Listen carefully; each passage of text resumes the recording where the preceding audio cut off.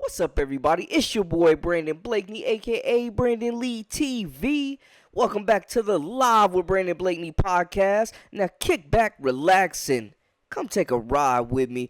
We just witnessed Caitlin Clark pick up her first dub at Hilton Coliseum, just miles away from her hometown in Iowa against the bitter rival Iowa State. She dropped 35 points, but we all had eyes on her chasing that 3,000 mark, and she blasted it, shattered it, and moves up the scoring list. More impressive though, she's the first Division I college player ever, men or women, to have 3,000 points, 750 rebounds, and 756 assists.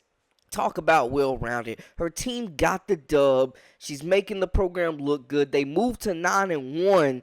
It was a scrappy, hard-fought game. They made her earn it. She came away with 35, and she is only 9 points away from passing Cheryl Miller on the all-time scorers list. Making history. She's being mentioned with the likes of Cheryl Miller, Maya Moore, legends of the game, Kelsey Plum. Oh, no.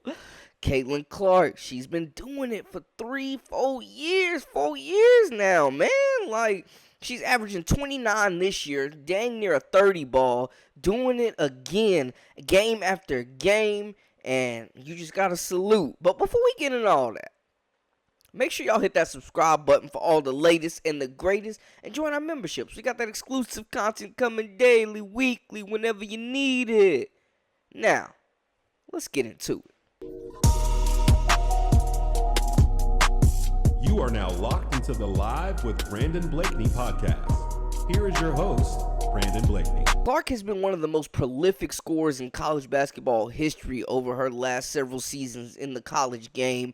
She has just continued to fill it up with the comparisons to Steph Curry. We haven't seen anybody with that collaboration of just combinations off the dribble, letting it fly from deep, able to get to the bucket, whatever you need. Clark has done it. She's got a whole state on her back. She's selling out stadiums. Like, this is just something special that you got to witness and enjoy and respect, because it's something that we may never see again. Now, Iowa got the big dub over rival Iowa State. I gotta say though, shout out to Iowa State, man. They played hard. They got a few freshmen out there that were scrapping, playing hard. The future's really bright for those ladies. And if you don't know freshman Audie Cooks, you better ask somebody. But we getting back to the main story. Caitlin Clark, 35 points. Something that stood out to me in this game is she outscored Iowa State 13-11 in the third quarter. She literally scored every point for Iowa in the third quarter when they needed her most. This game was a tie game at halftime. Like, you know what I'm saying? So it was looking a little bleak for a little bit, man. Iowa State absolutely came to play, and you know how hard it is to win in that dang Coliseum, but Caitlin Clark gets it done. I feel like Iowa was kind of selfish at times, though. They were, passing. I think they were over-dribbling and forcing bad shots when they were just overlooking the open shooter, honestly. And I think Caitlin was definitely hunting for those shots early in the game. I think it felt like she was just trying to get it over with, so we would be talking about something else. I don't know. I can't, for sure say what somebody else is thinking, but just the body language and what was going on the court, she was jacking. She shot 17 times in the first half, I believe, 15 or 17, and it was the most that she's ever shot in the first half. So she was jacking. I'm just saying, but she got it done. She is the 15th player with 3,000. She's the second fastest player to score 3,000 points in the amount of games she did.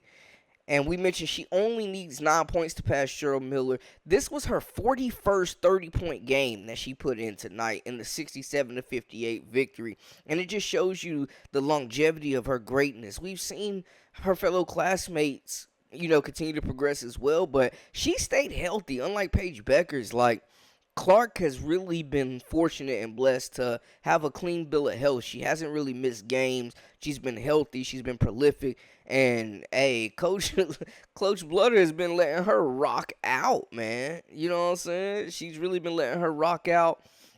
And her teammates as well, man. But it's just a great accomplishment. Shout out to her what she's done. advancing the women's game, attracting eyes from all over America, just bringing new fans to the game and taking the game to new levels of respect. Honestly, man, like Caitlin Clark is one of one, and you just gotta respect it. She's been chasing this 3,000, and not only did she get the record and get past 3,000 points, but she also helped her team advance to 9-1. And I tell you what, man, I know like it's absolutely the Caitlin Clark show. Like, we're not taking away from that, but they got some hoopers this year too, man. Like, you know what I'm saying? They lost some serious talent last season, but shout out to, honestly, Kate Martin, monster down low, has 16 points and 5 boards. She came up with some really clutch rebounds and like hustle plays. She came up with some big baskets as well to keep the Cyclones at bay. And shout out to Hannah Stolke. She is the 6'2" sophomore, has completely revamped her game, and I'm just impressed, to be honest with you. She's shooting a three. She's shooting like 75% from the field. She's knocking down the 3-point shot at a high clip. On the year, she's averaging almost 13 points a game and 7 boards. Like, she has taken a large leap, and she's only playing 18 minutes a game. We mentioned Kate Martin as well, who has been doing her thing.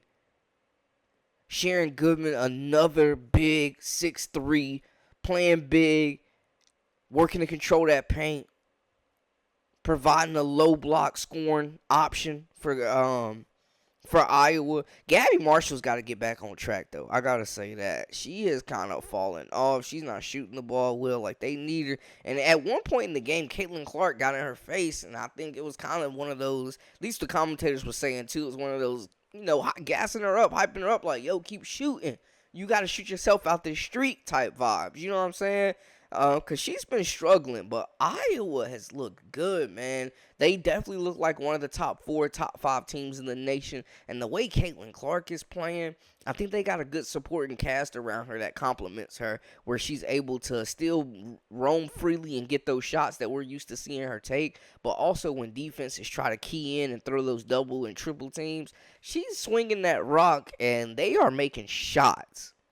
I think Iowa's next big matchup will be against number 16 Indiana on January 13th. They're going to be in Big Ten play before that. They got Minnesota, Michigan State, Rutgers, Purdue, but those are all games that Iowa should be able to handle their business and get dubs in. So I'm thinking they're rolling into Big Ten play, and when they match up with Indiana, I mean, there's a possibility they could be 16-1 rolling into that game.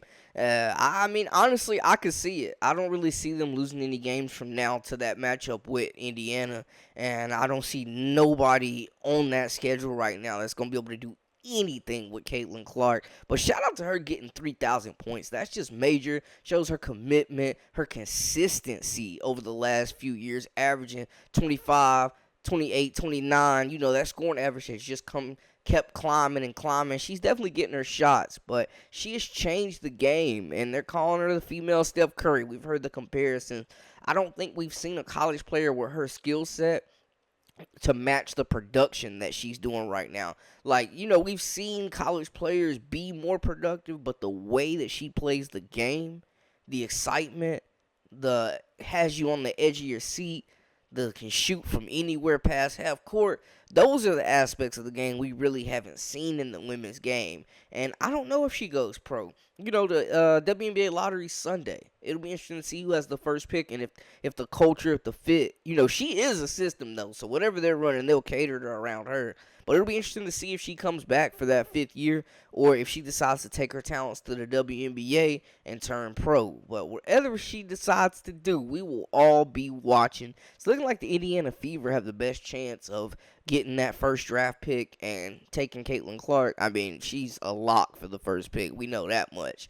And she says she's treating this year like her senior year, but hasn't made anything official yet. So we're going to let her enjoy the season and keep getting buckets. But Mrs. 3000, Miss 3000, holler at me. That's tough. Let me know how y'all feel in the comments. Where do y'all rank Caitlin Clark all time in the best college women's basketball players ever? Where do y'all rank CC? Where does she stack up?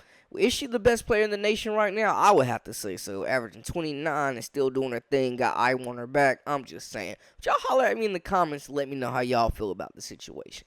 That's a wrap for us. For all the latest and the greatest, make sure to hit that subscribe button. I'm Brandon Blakeney, a.k.a. Brandon Lee TV. Until next time, hey, we out.